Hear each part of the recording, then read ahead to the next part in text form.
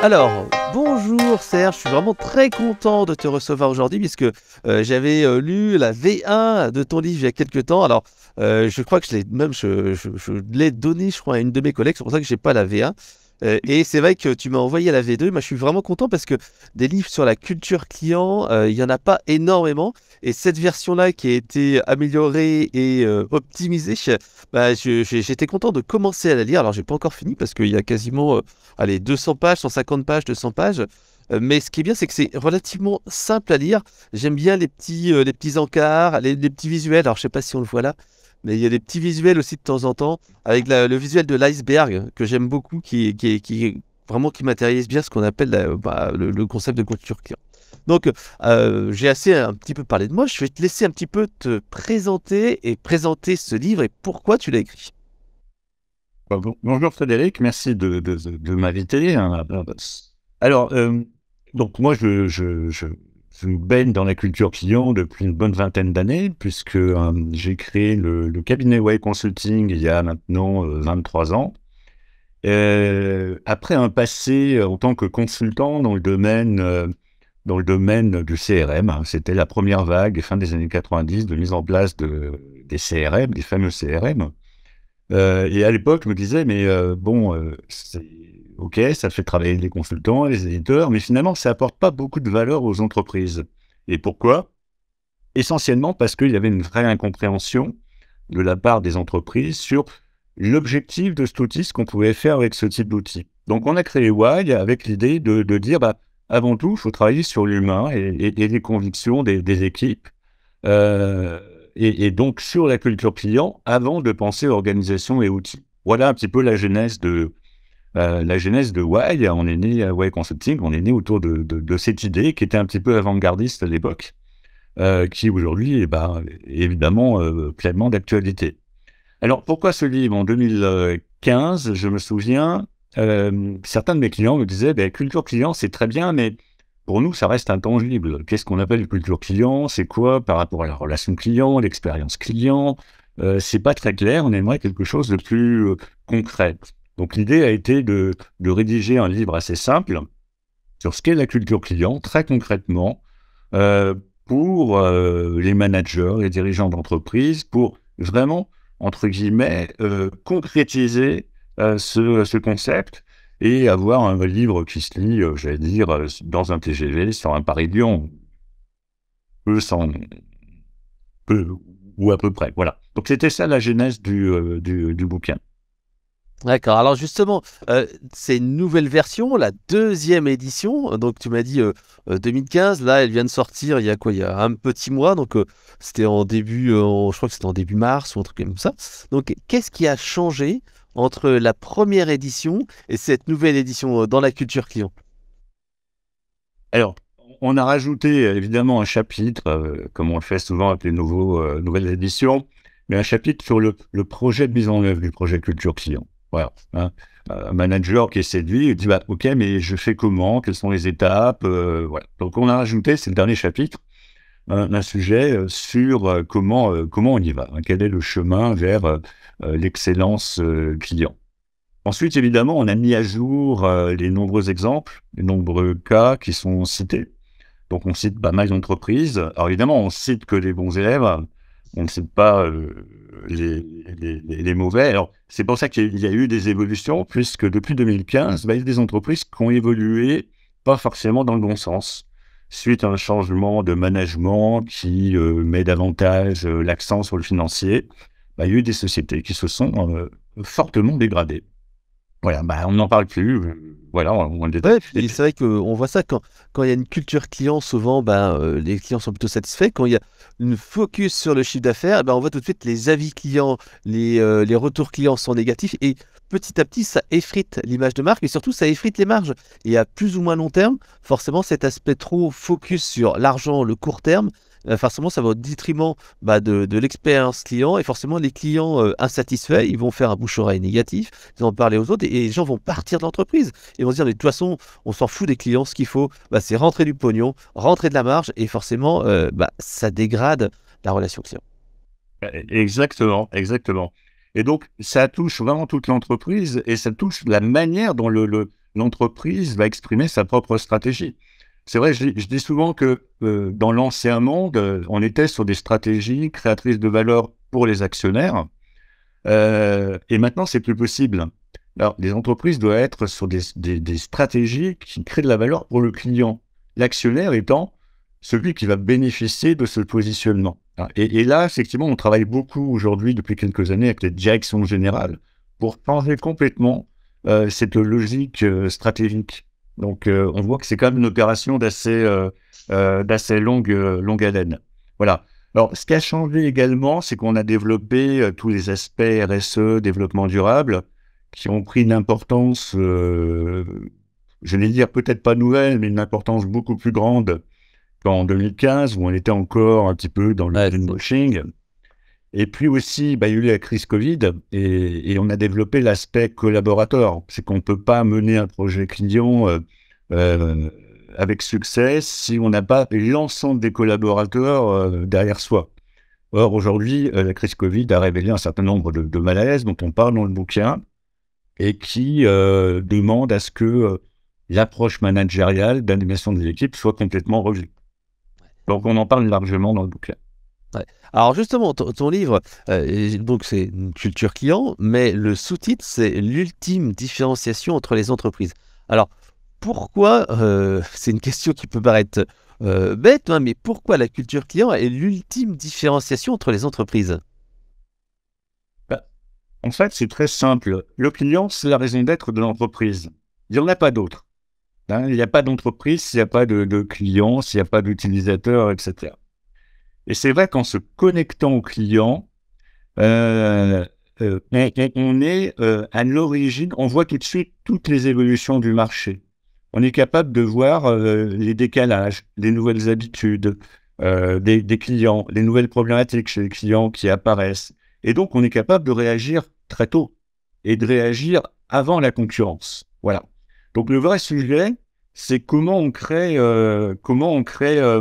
cette connexion. Et donc, on se donne la capacité à agir beaucoup plus vite que la concurrence, à détecter des problématiques avant les autres. Et donc, y apporter des solutions plusieurs mois avant les concurrences. Voilà. Donc, pour moi, c'est vraiment l'ultime, l'ultime différenciation qu'on peut construire, c'est à travers cette prise de conscience de l'ensemble des équipes que le client fait vivre l'entreprise, paye les salaires en fin de mois, et donc du coup, même celui qui ne voit jamais un client va penser client, hein, et puis il va en voir évidemment dans la durée le résultat, parce qu'on ne fait pas ça pour se faire plaisir, on fait ça effectivement pour se développer, pour renforcer la rentabilité, pour investir et pour aller plus vite et plus loin que les concurrents.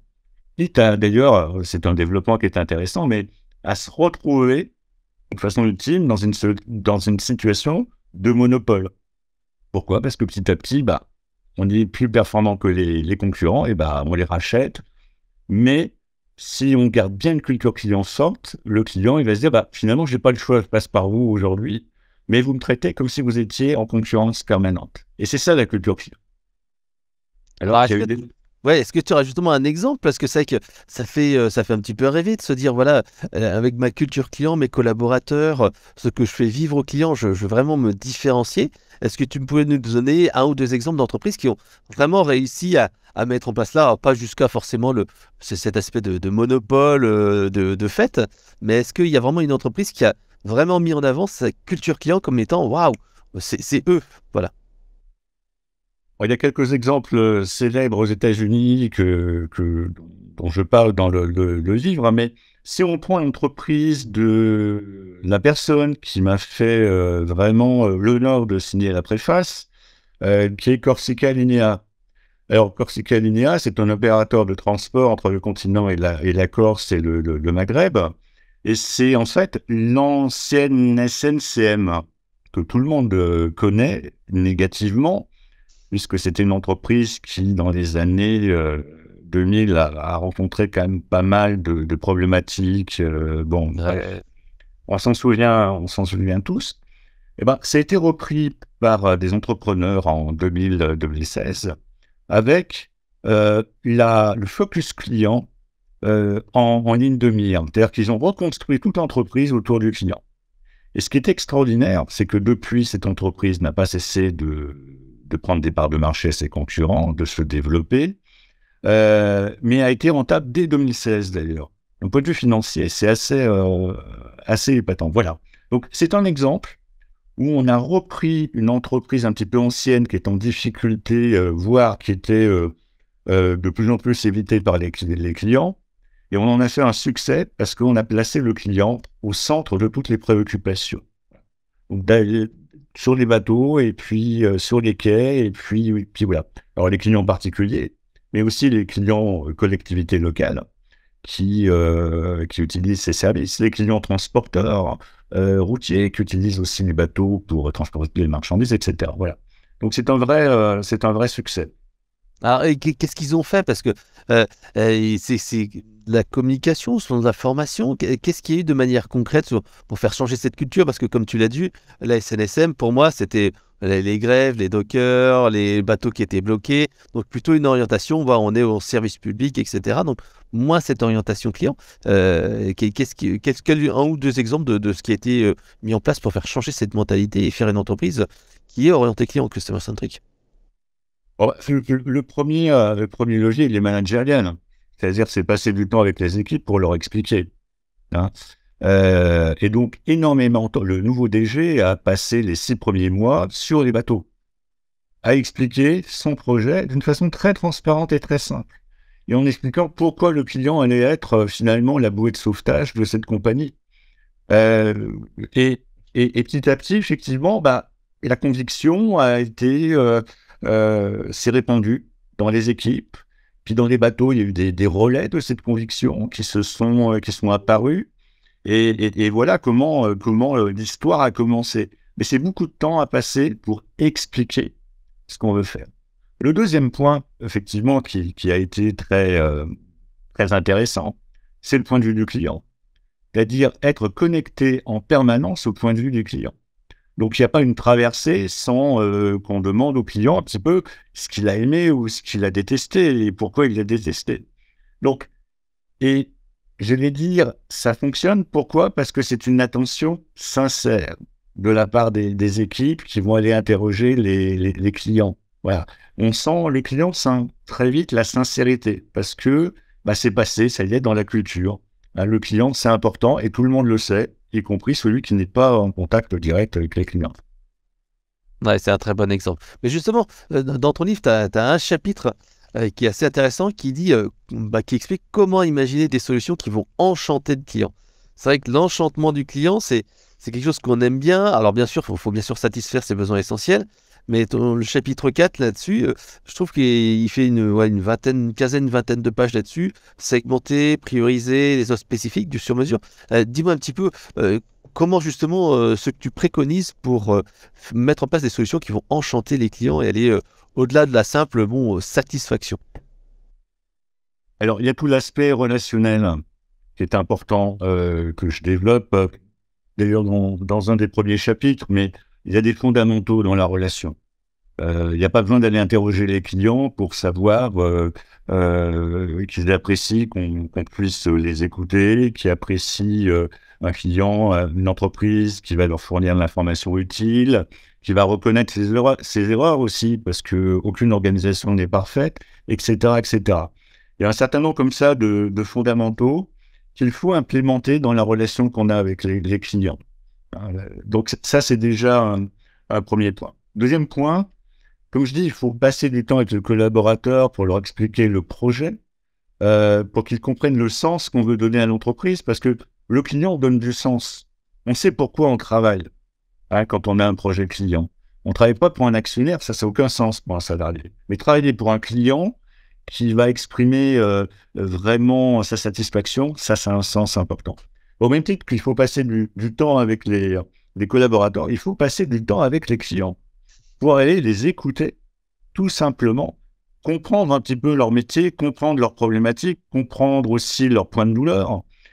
Or, aujourd'hui, même si toutes les entreprises ont des enquêtes de satisfaction, je dirais il n'y a pas 10% des entreprises qui ont une écoute réelle et sincère des problématiques de leurs clients.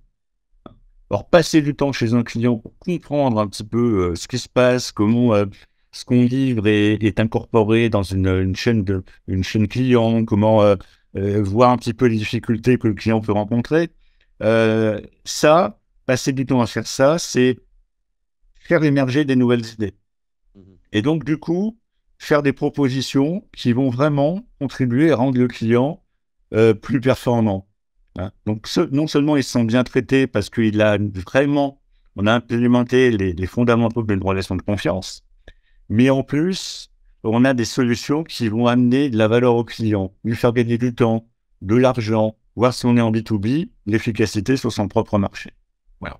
Et là, on est évidemment dans une dynamique qui devient extrêmement intéressante pour la suite. Alors, il y a un autre chapitre qui est un petit peu lié à ça, mais je dirais même qui est juste en amont de cet aspect enchantement, c'est l'excellence dans la relation client et dans l'expérience client.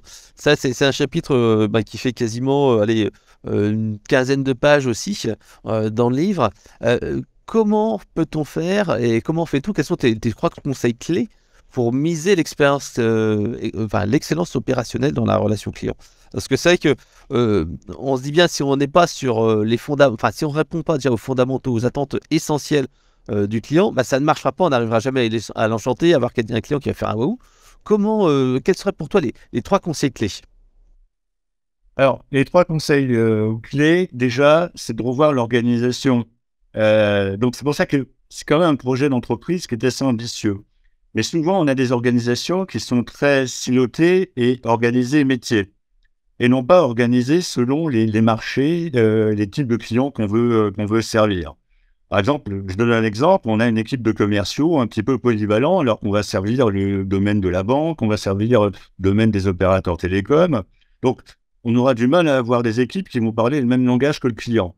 Donc là, déjà, un petit peu différencier son organisation pour vraiment parler le même langage que le client, hein, être très proche du client. C'est un peu aussi comme Decathlon, hein, qui va mettre comme chef de rayon des pratiquants, Ouais. hein, des sportifs qui vont parler le même langage que ceux qui vont venir. Ouais, parce qu'ils ont utilisé les produits, ils les ont essayés, ils sont capables de donner de vrais conseils opérationnels, Voilà. pas juste dire cette marque-là est mieux que l'autre, mais expliquer voilà pourquoi ça c'est mieux et ça c'est intéressant.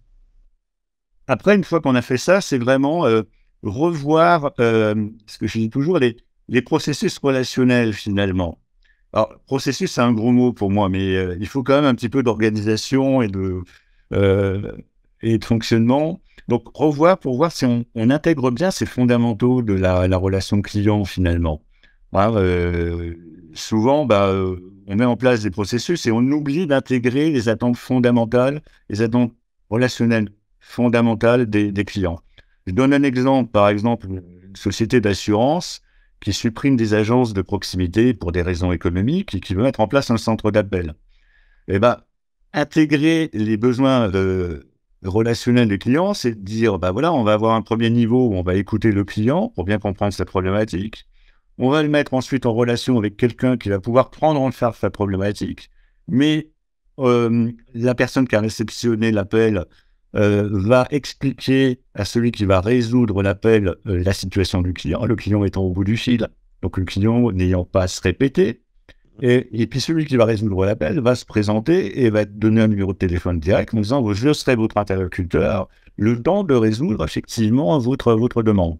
Donc le client, il n'a pas eu à se répéter, il y a quelqu'un qui a pris en charge sa demande et il a un interlocuteur qui va le permettre, qui va pouvoir le joindre par la suite et non pas tomber dans un anonymat qui est destructeur de confiance. Et c'est souvent le Donc, problème des centres de contact. Quand on enlève les agences locales, quand on fait centre de contact, on est sur une armée des ombres où les gens appellent 50 fois et c'est jamais la même personne. Ils sont jamais sûrs de la bonne réponse et ils manquent de suivi. Ça, c'est vrai que c'est un cas qu'on voit souvent.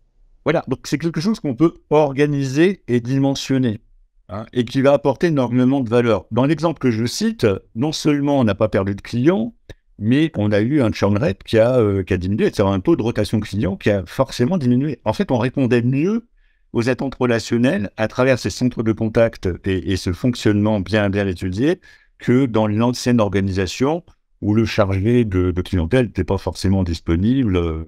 Oui, parce qu'il fallait se Voilà. déplacer, il faut prendre rendez-vous. la personne n'est pas forcément là, on est obligé de prendre une demi-journée. Bah, bien sûr que quand les gens travaillent, ils travaillent, mais quand ils veulent des informations, c'est en soirée, le week-end, et forcément que c'est mieux de pouvoir avoir des horaires. Là, à ce moment-là, il faut des horaires étendus ou des canaux de communication asynchrone, comme de l'email, du chat, et des choses comme ça. Exactement. Et après, bah, le troisième conseil, c'est les relations internes. Il n'y a pas de logique relationnelle. Il n'y a pas la logique, bah voilà, je développe la confiance des clients et puis en interne, quand on fait appel au service support, c'est difficile, c'est rugueux, ils m'écoutent pas, donc voilà, je fais pas avancer le sujet client. Donc c'est développer cette excellence en interne avec des services support qui vont considérer qu'ils font partie de ce projet client, cette chaîne client, et qui vont devoir adapter leur service interne pour permettre aux opérationnels en contact avec les clients d'être le plus efficace possible. Donc, c'est un état d'esprit également à développer. On voit par exemple bien peu dans les banques, hein, souvent quand vous allez demander à votre chargé de clientèle un prêt un peu particulier, que ce prêt est refusé, bah, votre chargé de clientèle vous dit bah, c'est refusé, voilà. Et pourquoi? Bah parce qu'il y a un comité des risques que personne ne connaît qui m'a donné cette réponse. Moi, je pensais que ça allait être accepté, ça n'a pas été accepté. Donc, on voit bien qu'en interne, là, ça ne fonctionne pas bien. Et ça met d'ailleurs en difficulté la personne qui est en charge de la relation client. Parce qu'il n'y a pas cette homogénéité de l'approche client. Alors que le service des risques peut développer des services pour aider le chargé de clientèle en amont à dire bah, non, votre dossier ne sera pas acceptable, je vais vous faire gagner du temps et de l'efficacité. Voilà. Ouais, c'est vrai que ça joue beaucoup dans les relations et penser client. Alors, justement, est-ce qu'il y a un autre point clé que tu voudrais vraiment mettre en avant? Parce qu'à chaque fois, à chaque fin de chapitre, il y a un petit ce qu'il faut retenir, il y a des cas clients, il y a des exemples. Est-ce qu'il y a un autre exemple ou quelque chose que tu voudrais vraiment faire passer sur ton livre afin que les futurs lecteurs se disent waouh! Allez, je me précipite tout de suite, je vais chez mon libraire, je vais à la Fnac, je vais sur un site e-commerce. Et s'il y a un argument qu'il faut mettre en avant pour décider les futurs lecteurs à aller au plus tôt dans leur librairie la plus proche. Alors, c'est un argument. Je parlais peut-être d'un autre livre, je vais dire, bien connu de stratégie. Je crois que ça s'appelait, j'ai plus le titre en tête, Océan Bleu. Ah oui, la stratégie Océan Bleu de Kim Chang et Moborg. Exactement. En fait, la culture client, dans ce que j'ai expliqué tout à l'heure, c'est ni plus ni moins un moyen d'être toujours dans l'océan bleu. Et du coup, de rendre finalement l'émergence d'une concurrence de plus en plus difficile. Parce qu'on peut, comment dire, on peut facilement copier un service, on peut copier un produit, un logiciel, etc. Ça, c'est facile, c'est une question de moi, c'est une question d'investissement, etc. Par contre, on ne peut pas effectivement copier l'historique et la qualité d'une relation. Et c'est cet historique et cette qualité de la relation qui va permettre d'avoir toujours une longueur d'avance. Voilà. Et là, la condition à ça, c'est vraiment que l'entreprise aille jusqu'au bout de la logique qui est simplement, finalement, si je résume mon livre, c'est mettre le client au sommet de tout. C'est la priorité absolue. Alors, un de mes clients me disait, à l'exception de la sécurité des collaborateurs. Évidemment, ça, il avait tout à fait raison. Mais c'est vraiment à tous les niveaux de décision, que ce soit sur le terrain ou au niveau comité de direction, le client, le point de vue du client, l'intérêt du client prime sur tout le reste. Voilà. Et sur l'intérêt évidemment, l'intérêt de l'entreprise. Je pense d'abord à mon client avant de penser à mon propre intérêt. Et en fait, c'est cette logique-là qui va créer cette fidélité et cette durabilité dans la relation.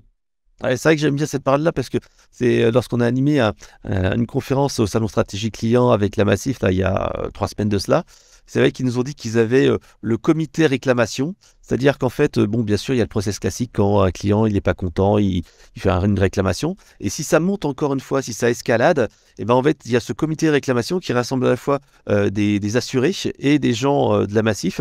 Et en fait, parfois, il me disait, bah, il y a les assurés, les représentants des assurés qui tranchent en faveur des assurés et contre les process ou les habitudes ou ce qui aurait dû être fait au niveau de la Massif, et ils remboursent des gens. Et c'est se dire, bah, il y a toujours une étape supplémentaire. Et c'est vrai que le fait de le matérialiser, de se dire, mais oui, il y a toujours un moyen, parce que le conseiller, parfois, il peut se dire, mais, bah, j'ai répondu à la demande, le client s'est trompé, ou c'est pas dans les clous, ou il n'avait pas renouvelé, etc. J'y peux rien. Et s'il n'y a pas de choses au-dessus, ou de process ou de culture client, ils disent, ah, bah, désolé, monsieur, c'est comme ça.